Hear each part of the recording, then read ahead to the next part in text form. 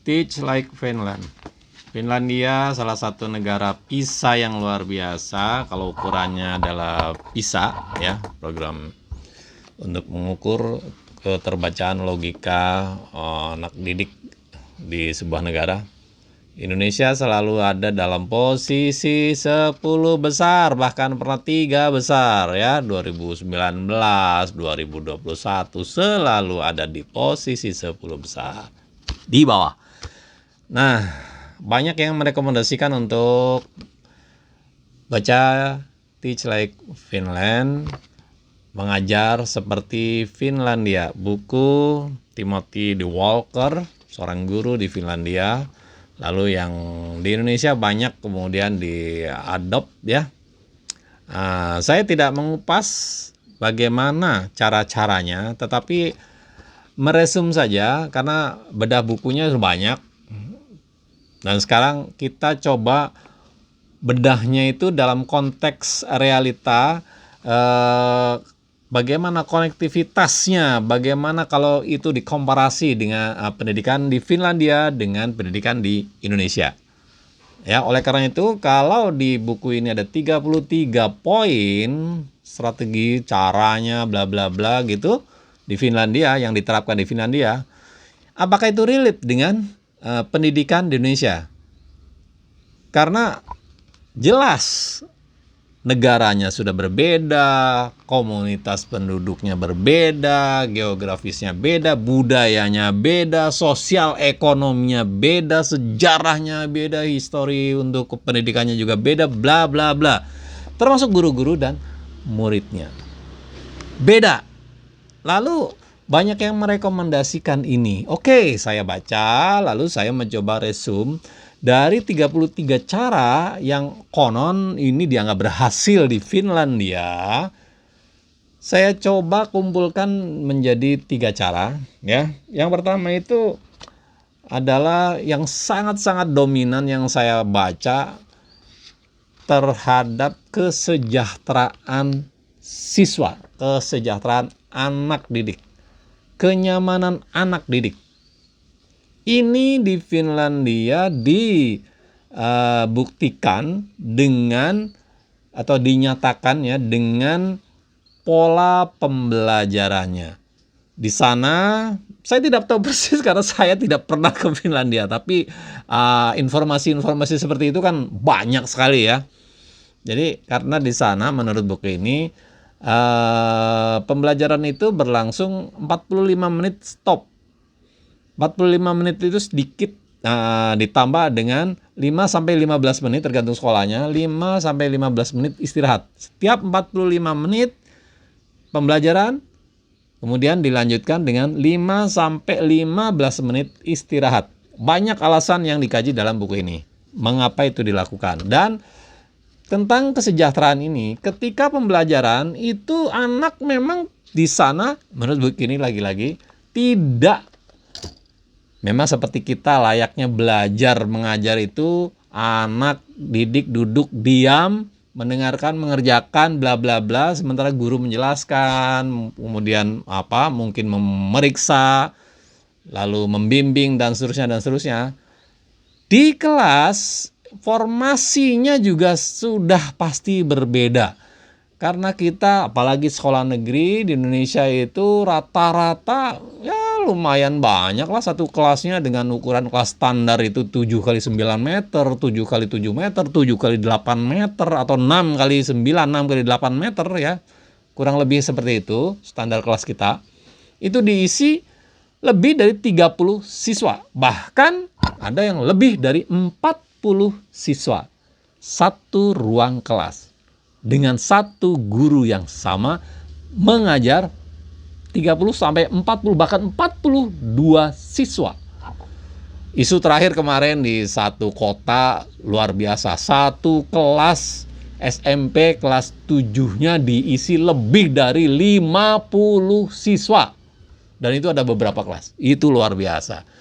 Itu nggak terjadi di Finlandia. Maka memang kalau dikomparasi, ya sudahlah gitu.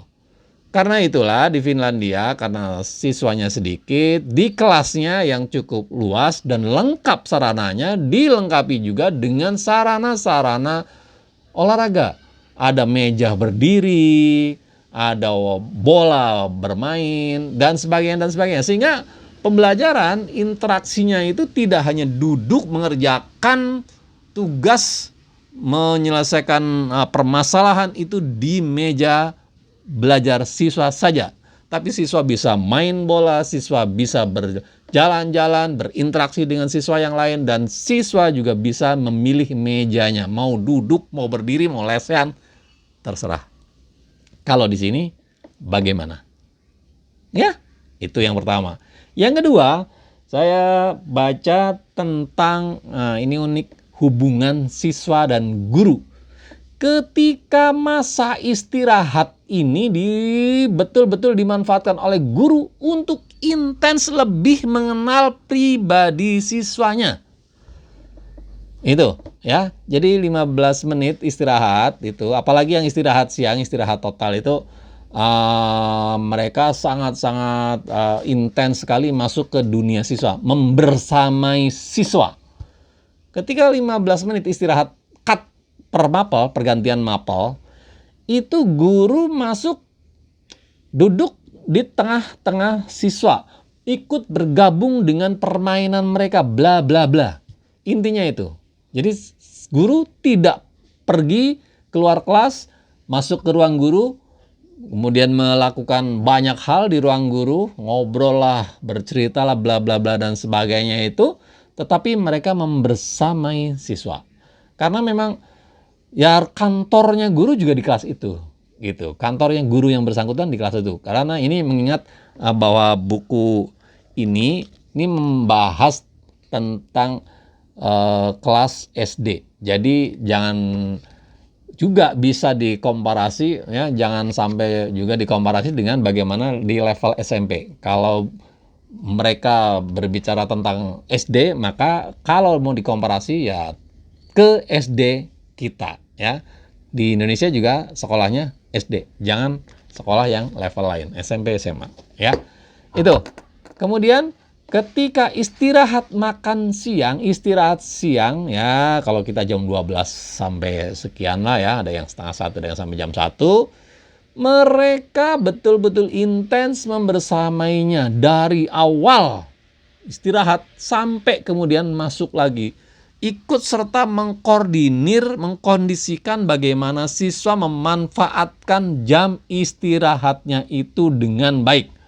Dan terjadi interaksi pada saat membersamai istirahat mereka itu, ada interaksi guru siswa yang ya namanya interaksi intens, itu bisa menggali apa-apa yang tak tampak ketika pembelajaran.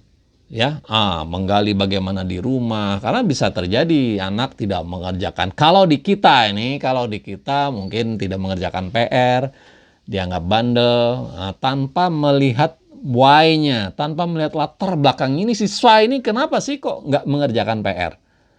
Ya, kita langsung justifikasi bandel, ya, lalai, dan seterusnya.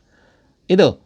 Ya, jadi interaksi ini membuat siswa nyaman. Ini menunjang pada poin pertama, yaitu kesejahteraan siswanya.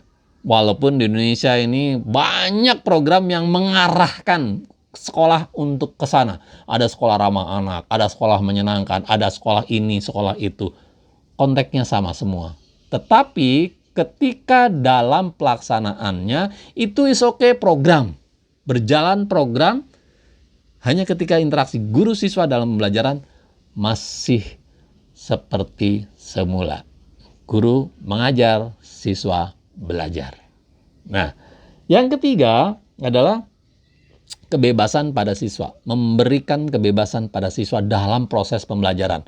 Ini kita sedang rame ya untuk IKM, implementasi kurikulum merdeka itu dengan proyek P5-nya. Nah, ketika di Finlandia dilaksanakan yang seperti Itu tidak ada proyek, tidak ada program, tidak ada yang apa spesifik. Oh ini P5, oh ini adalah pembelajaran berbasis proyek, nggak ada. Karena semua mapel, semua pembelajaran itu mengalir seperti itu. Sebagai sampel,